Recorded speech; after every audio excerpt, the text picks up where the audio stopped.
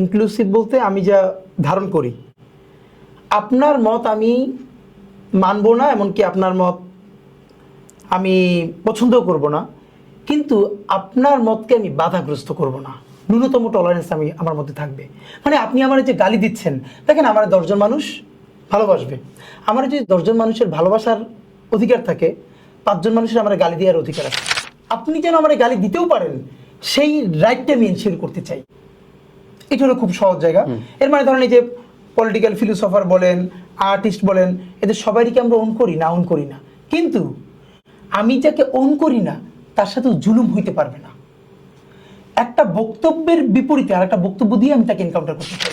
আওয়ামী লীগ নিয়ে আপনার আমি তো একটা গুড আওয়ামী লীগ চান। হ্যাঁ, এটা কি মকারি করে প্রায় বলেন না না না না না, সত্যি চাই, এই অর্থে চাই। না, আওয়ামী লীগ একটা ফোর্স না, এই ফোর্সের মধ্যে কি সবাই গণহত্যা করেছে? না। সবাই কি টাকা পাচার করেছে? না। তাহলে যে ফিলোসফিক্যালি আওয়ামী লীগের সাথে অ্যালাইন্ড, তারে যদি আপনি ন্যূনতম বিকশিত হওয়ার স্পেস না দেন, তাহলে তারে নিয়ে বিএনপি কতক্ষণ, জামাত ইসলামী কতক্ষণ, এনসিপি কতক্ষণ যে পলিটিক্সটা করবে, তাতে দেশের পলিটিক্স নষ্ট। আমি অবশ্যই চাই এখানে যারা এত ভোটার, হিন্দুদের নামে একটা রাজনৈতিক দল দরকার, তাহলে বাংলাদেশের বিরাট উপকার হবে। শুনেই আমার অনেকে বললো, মানে কি আপনি এগুলো কি বলতেছেন? আমি বলি হ্যাঁ, কেন জানেন? এই যে মাইনরিটি গ্রুপটা, তাদেরকে নিয়ে সবাই কার্ড খেলে। এদের সে মাইনরিটি, এই যে হিন্দু জনগোষ্ঠীর মানুষদেরকে নিয়ে সব থেকে বেশি কার্ডটা খেলে ইন্ডিয়া এবং আওয়ামী লীগ।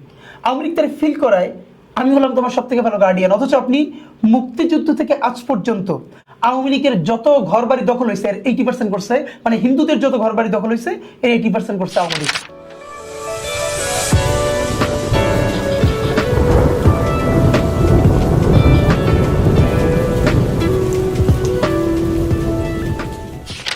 যাই হোক, আজকের আলোচনা আপনার সাথে মূলত আমার মনে হয় সারাদিন ব্যাপী চললেও শেষ হবে না, কিন্তু 2-3টে প্রসঙ্গ নিয়ে আজকের মতো সেশনটা শেষ করতে যাচ্ছি। এটা হয়তো সেকেন্ড সিরিজ কোন একদিন সময় পেলে আপনি যে ব্যস্ত হয়ে পড়েছেন।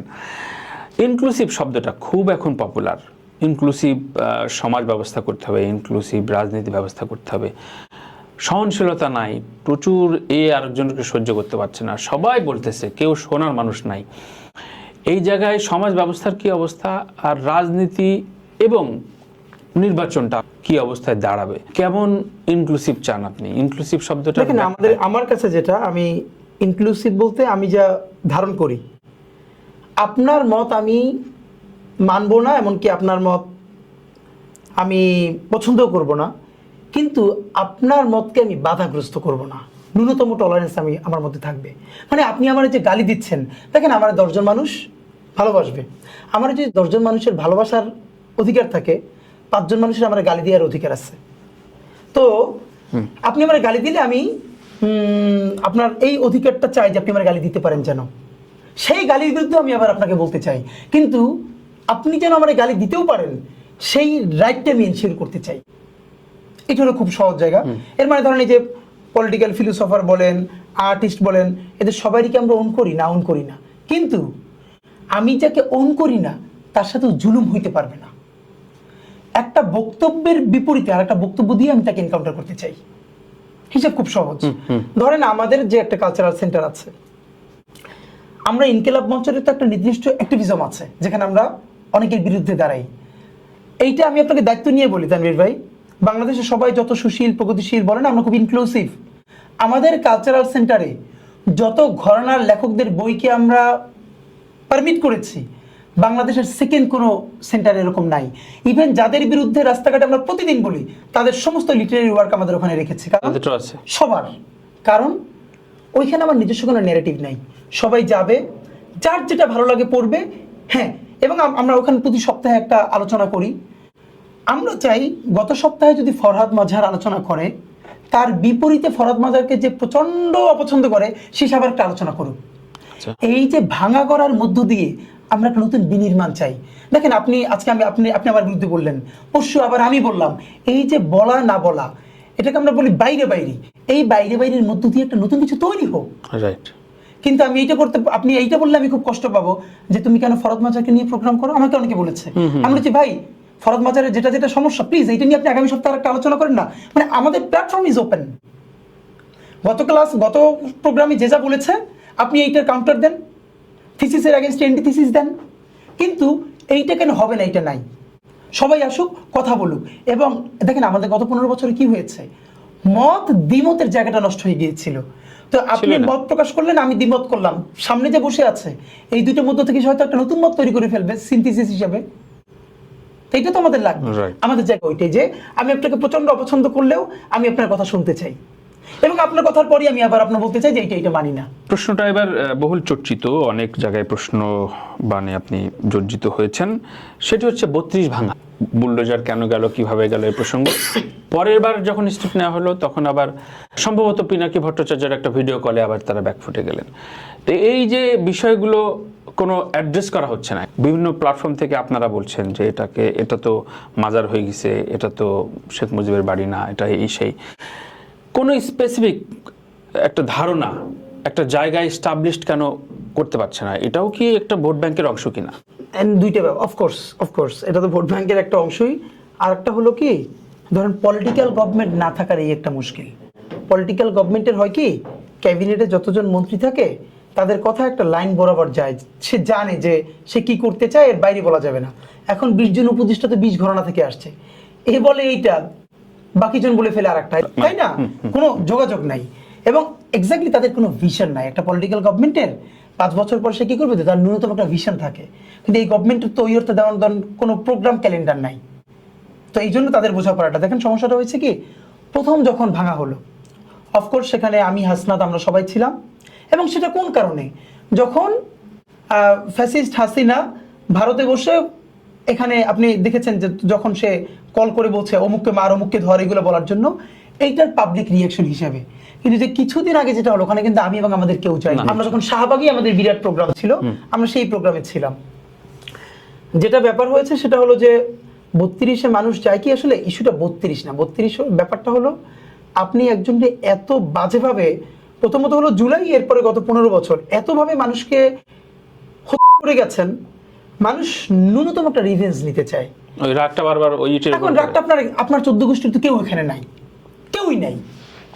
আর ধরেন আপনার ছোট ভাইরে একজন স্কুলে থাপ্পড় মারছে, তো 1 সপ্তাহ পর যদি ওর আত্মীয় কারো পান, তারে ধরে আপনি একটা থাপ্পড় দিয়ে দিতে চান যে তুই, তোর ভাই আমারে মারছে, আমার ভাইরে মারছে, একটা বকা দিয়ে দিতে চান।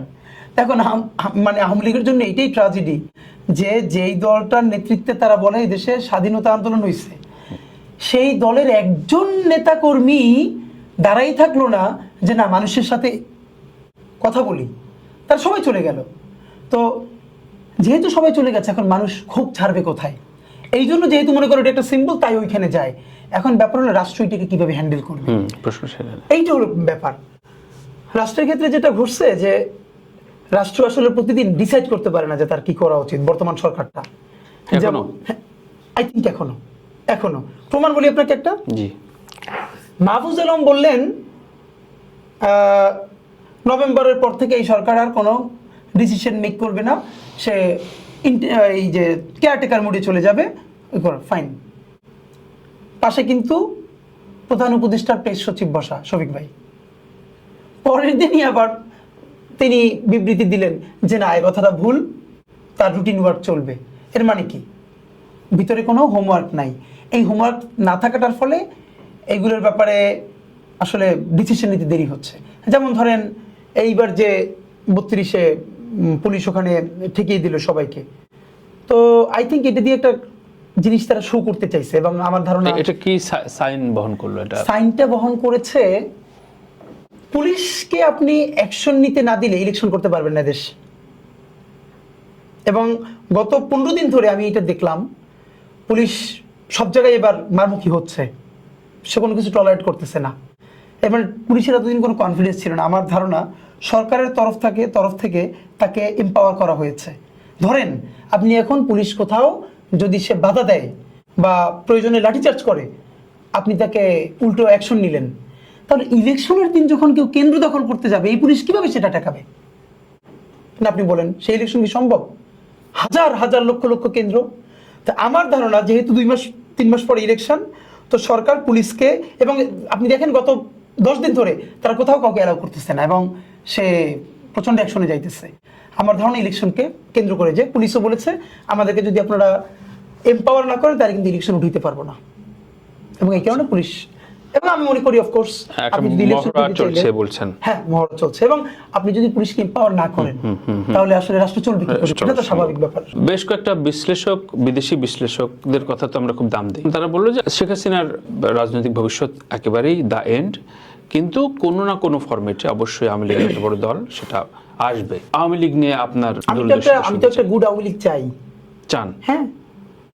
এটা কি মকারি করে প্রায় বলেন না, না, না, না, না, না, সত্যি চাই, এই অর্থে চাই।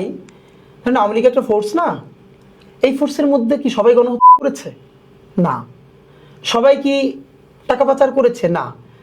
তাহলে যে ফিলোসফিক্যালি আওয়ামী লীগের সাথে অ্যালাইন্ড, তারে যদি আপনি ন্যূনতম বিকশিত হওয়ার স্পেস না দেন, তাহলে তারে নিয়ে বিএনপি কতক্ষণ, জামাত ইসলামী কতক্ষণ, এনসিপি কতক্ষণ যে পলিটিক্সটা করবে, তাতে দেশের পলিটিক্স নষ্ট হবে।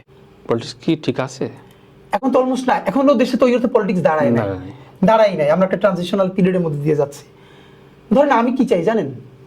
এটা অনেকে আমার বলে, আমি চাই বাংলাদেশ ঠিক মতো দাঁড়ায় যাবে যেদিন হিন্দু জনগোষ্ঠীর মানুষ, যেমন জামাত ইসলামীকে একটা ইসলামী দল, মানে ধর্মীয় পরিচয় বহনকারী দল, ইসলামী আন্দোলন বাংলাদেশ আছে না, মানে ওয়াই নট, কেন হিন্দুদের নামে দল থাকবে না, রাজনৈতিক দল? আমি অবশ্যই চাই এখানে যারা এত ভোটার, হিন্দুদের নামে একটা রাজনৈতিক দল দরকার, তাহলে বাংলাদেশের বিরাট উপকার হবে। শুনেই আমার অনেকে বললো, মানে কি আপনি এগুলো কি বলতেছেন? আমি বলি হ্যাঁ, কেন জানেন? এই যে মাইনরিটি গ্রুপটা, তাদেরকে নিয়ে সবাই কার্ড খেলে। এদের সে মাইনরিটি, এই যে হিন্দু জনগোষ্ঠীর মানুষদেরকে নিয়ে সব থেকে বেশি কার্ডটা খেলে ইন্ডিয়া এবং আওয়ামী লীগ। আওয়ামী লীগ তারা ফিল করায় আমি হলাম তোমার সব থেকে ভালো গার্ডিয়ান, অথচ আপনি মুক্তিযুদ্ধ থেকে আজ পর্যন্ত আওয়ামী লীগের যত ঘর বাড়ি দখল হয়েছে এর 80% করছে, মানে হিন্দুদের যত ঘর বাড়ি দখল হয়েছে এর 80% করছে আওয়ামী লীগ। আমার এলাকা থেকে শুরু করে সব জায়গায় আমরা খবর পাই গত 15 বছর ধরে। আমার উপজেলার একজন ইউনিয়নের চেয়ারম্যান, সে এক আওয়ামী লীগের একজন হিন্দু পরিবারের কয়েক বিঘা জমি লেখে নিয়ে ঢাকায় বসে টাকা দিবে বইলে তারা ইন্ডিয়া চলে যাবে, সেই টাকা না দিয়ে ইন্ডিয়া পার করে দিছে। সে আওয়ামী লীগের সাংগঠনিক সম্পাদক উপজেলার। তো এইটা কেন বললাম? হিন্দুদের, হিন্দু বলতে আমি কিন্তু এটা ওই বৈষম্যমূলক অর্থে বলছি না, যেমন মুসলমান বলি ওরকম হিন্দু বলছি। তাদের যখন একটা পলিটিক্যাল এজেন্সি দাঁড়াবে, দেশের উপকারটা হবে কি?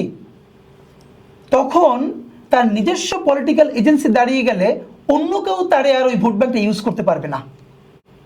এখন যেরকম হয় কি, যেই অপরাধটা হিন্দু জনগোষ্ঠীর কেউ করে নাই, আপনি তবু ওইটা তার উপর দায় দিয়ে দিতে পারেন।